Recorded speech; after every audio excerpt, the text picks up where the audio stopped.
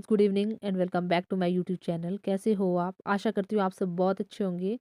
मैं भी बहुत अच्छी हूँ। आज मैं बहुत दिनों के बाद क्लास ले रही हूँ। तो मैं क्लास इस वजह से नहीं ले पाई क्योंकि घर पर मैं आजकल गांव आई हूँ, तो यहाँ पर थोड़ा टाइम की वजह से मैनेज नहीं कर पाई। तो इसके लिए मैं माफ़ी चाहती हूँ। तो आज मैं आपके लिए लेकर के आई हूँ सॉल्व पेपर 2018 का, दिसंबर 18 का। तो फ्रेंड्स प्लीज़ इसे इसे आज हम करेंगे। तो प्लीज़ फ्रेंड्स इस वीडियो में बने रहना। तो क्योंकि ये जो प्रीवियस ईयर के अगर हम क्वेश्चन लगाएंगे ना, ये बहुत ज़्यादा इम्पोर्टेंट है। प्रीवियस ईयर के क्वेश्चन से ही मतलब हर मतलब कोई ना कोई क्वेश्चन ज़रूर बनता है। तो मैं आजकल इन्हें लगा रही थी, आपको तो पता था कि मैं प्रीवियस ईयर के क्वेश्चन लगा रही हूँ। तो बहुत टाइम से मतलब नहीं लगा पाई, यहाँ पर टाइम नहीं मैनेज कर पाई। तो आज मैं लगा रही हूँ, साथ में मैं आपको भी रिवीजन अपने साथ मतलब आपका भी रिवीजन करवाना चाहती हूँ। तो फ्रेंड्स वीडियो में बने रहना। तो यहाँ पर ये है क्वेश्चन नंबर 1। राही मासूम रजा के द्वारा रचित उपन्यास जो है नहीं है। ये है दिल एक सादा कागज, टोपी शुक्ला, कटरा बी आरजू, समर शेष है। राही मासूम रजा के द्वारा जो है उपन्यास नहीं है, तो ये समर शेष है। ये दिल एक सादा कागज, टोपी शुक्ला, कटरा बी आरजू, ये राही मासूम रजा के उपन्यास है और समरशेष नहीं है। इसका जो व्याख्या नीचे दी गई है, इससे हमारे को ना हर चीज जो है हमारी एक्सप्लेनेशन जो है, व्याख्या जो है हमारी क्लियर हो जाती है कि कौन सा क्वेश्चन सही है तो क्यों सही है, इसका भी यहाँ पर रीजन दिया गया है। तो ये मैं आपको बुक से करवा रही हूँ। इसकी व्याख्या ये समर शेष है राही मासूम रजा का उपन्यास नहीं। यह उपन्यास विवेकी राय का है जो वर्ष 1988 में प्रकाशित हुआ। राही मासूम रजा आंचलिक परिवेश में मुस्लिम जीवन का चित्रण करने वाले उपन्यासकार है। अन्य तीनों उपन्यास दिल एक सादा कागज 1973, टोपी शुक्ला 1969, कटरा बी आरजू 78, राही मासूम रजा द्वारा रचित है। प्रश्न नंबर 2। संस्कृत का कोई भी शब्द मनचाहे ढंग से तोड़ मरोड़ कर तद्भव नहीं बनाया जा सकता। Ramvilas Sharma. Number 2 Suniti Kumar Chatterjee. Number 3 George Grayson. Number 4 Namvar Singh. तो इसका सही उत्तर है रामविलास शर्मा। संस्कृत का व्याख्या, इसकी व्याख्या दी गई है। संस्कृत का कोई भी शब्द मनचाहे ढंग से तोड़ मरोड़ कर तद्भव नहीं बनाया जा सकता। यह विचार रामविलास शर्मा का है। साधारण शब्दों में वे शब्द जो संस्कृत से आए हैं तथा समय और परिस्थिति के कारण कुछ परिवर्तित हुए हैं तद्भव कहलाते हैं। हिंदी मार्क्सवादी आलोचकों ने में डॉक्टर रामविलास शर्मा का महत्वपूर्ण स्थान है। उनकी प्रसिद्ध आलोचना कृतियां हैं प्रगति और परंपरा, साहित्य और संस्कृति, भाषा साहित्य और संस्कृति, प्रगतिशील साहित्य की समस्याएं। प्रश्न नंबर 3। निम्नलिखित में से किस कवि ने सतसई की रचना नहीं की? अमीरदास, मतीराम, चिंतामणि, रामसा है। तो इसका सही उत्तर है चिंतामणि। व्याख्या, चिंतामणि ने सतसई ग्रंथ की रचना नहीं की है। सतसई को सप्तशती भी कहते हैं। यह मुक्तक काव्य की एक विशिष्ट विधा है जिसमें 700 या 700 से अधिक दोहे होते हैं। चिंतामणि की रचनाएं हैं विवेक, काव्य विवेक, कविकुल कल्पतरु, काव्य प्रकाश, छंद विचार पिंगल, रामायण, रसमंजरी आदि। ये किसकी है? ये चिंतामणि की। रीतिकालीन कवियों ने सतसई रचनाओं की रचना की जिसमें अमीरदास, ब्रजविलास सतसई, मतीराम सतसई तथा राम सहाय, राम सतसई या श्रृंगार सतसई आदि उल्लेखनीय है। प्रश्न नंबर 4। भारत में अंग्रेजों के बढ़ते प्रभाव के प्रति ध्यान आकर्षित करते हुए पद्माकर ने किस राजा के दरबार में यह कवित पढ़ा था? मीनागढ़ बम्बई समुंद मंद राजबंग, बंदर को बंदर करी बंदर बसावेगो, कहे पद्माकर कसी की काश्मीर हुको, पिंजर सो घेरे की कालिंजे छुड़ावेगो, बांका नृप अलीजा महाराज कबो, साजी दल पकड़ी फिरंगिन दबावेगो, दिल्ली दहपट्टी पटना हूँ को झटपट करी, कबहू लता कलकत्ता को उड़ावेगो। इसका है नंबर 1 दौलत राव सिंधिया, जगत सिंह, अनूप गिरी, रघुनाथ राव। तो इसका सही उत्तर है दौलत राव सिंधिया, कि यह कहे गए शब्द है। भारत में अंग्रेजों के बढ़ते प्रभाव के प्रति ध्यान आकर्षित करते हुए पद्माकर ने दौलत राव सिंधिया के दरबार में प्रश्न में दिया गया कवित पढ़ा था। इस कवित से स्पष्ट होता है कि रीतिकाल के कवि अंग्रेजों के आने से चिंतित थे। पद्माकर को मालूम था कि अंग्रेज धीरे धीरे कहाँ कहाँ अपनी जड़ जमा रहे हैं। राजा सिंधिया के दरबार में पद्माकर का अच्छा मान सम्मान हुआ। वहाँ सरदार उदाजी के अनुरोध से इन्होंने हितोपदेश का भाषा अनुवाद किया था। प्रश्न नंबर 5, वटवृक्ष की छाया में किस लेखक की स्मृति को सुरक्षित रखने के लिए लिखी गई है? कमलेश्वर, अमृतलाल नागर, अमृत राय, हजारी प्रसाद द्विवेदी। जो वटवृक्ष की छाया में किस लेखक की स्मृति को सुरक्षित रखने के लिए लिखी गई है?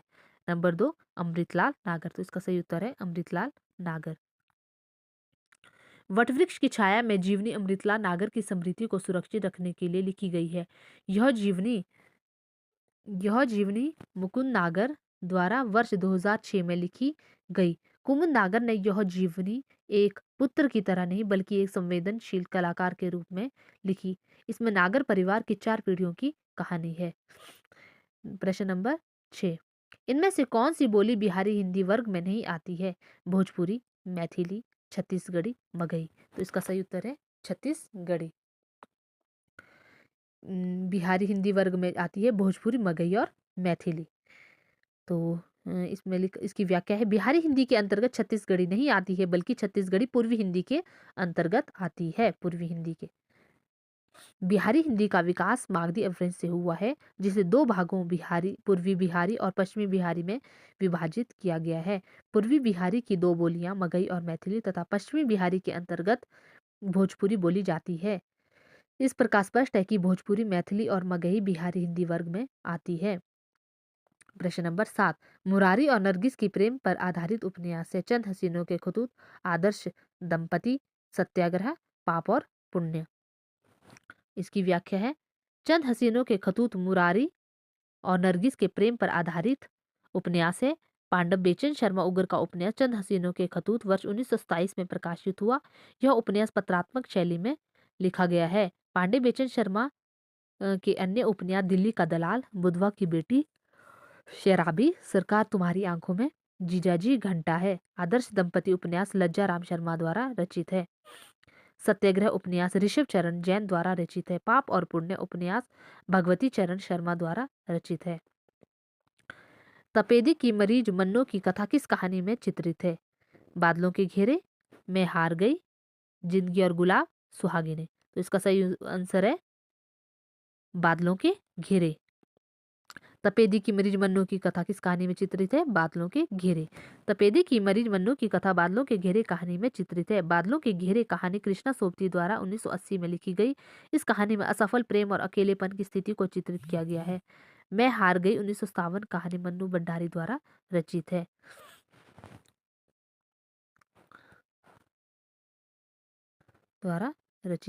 जिंदगी और गुलाब, मैं हार गई 1957 कहानी मन्नू भंडारी द्वारा रचित है। जिंदगी और गुलाब 1961 कहानी उषा प्रेमवदा द्वारा रचित है। सुहागने कहानी मोहन राकेश द्वारा लिखी गई है। प्रश्न नंबर 9, सिद्धों और योगियों की रचनाओं का जीवन की स्वाभाविक अनुभूति और दशाओं से कोई संबंध नहीं है, अतः विशुद्ध साहित्य के अंतर्गत नहीं आती। हजारी प्रसाद द्विवेदी। नंबर 2, रामचंद्र शुक्ल। नंबर 3, मुनि जिनविजय। नंबर 4, धीरेन्द्र वर्मा। तो इसका सही उत्तर है रामचंद्र शुक्ल। सिद्धों और योगियों की रचनाओं का जीवन की स्वाभाविक अनुभूतियों और दशाओं से कोई संबंध नहीं है, अतः विशुद्ध साहित्य के अंतर्गत नहीं आती। यह कथा आचार्य रामचंद्र शुक्ल का है। आचार्य शुक्ल ने इस साहित्य को सांप्रदायिक शिक्षा मात्र कहा है।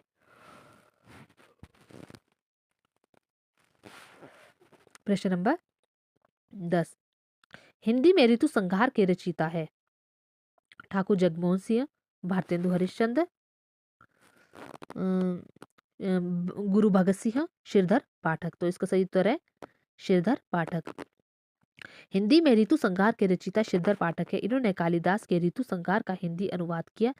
ऋतु संहार के अनुवाद में इन्होंने ब्रज और खड़ी बोली दोनों भाषाओं का प्रयोग किया है, अतः खड़ी बोली के प्रथम स्वच्छंदवादी कवि के रूप में जाने जाते हैं।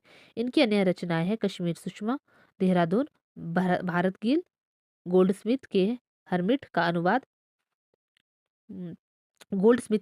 अनुवाद, एकांतवासी योगी, गोल्डस्मिथ के डेजर्टर विलेज का अनुवाद, उजड़ ग्राम, गोल्डस्मिथ के द ट्रेवलर का अनुवाद, श्रांत पथिक आदि इनकी कविताओं के विषय देश प्रेम, समाज सुधार, प्रकृति चित्रण आदि है।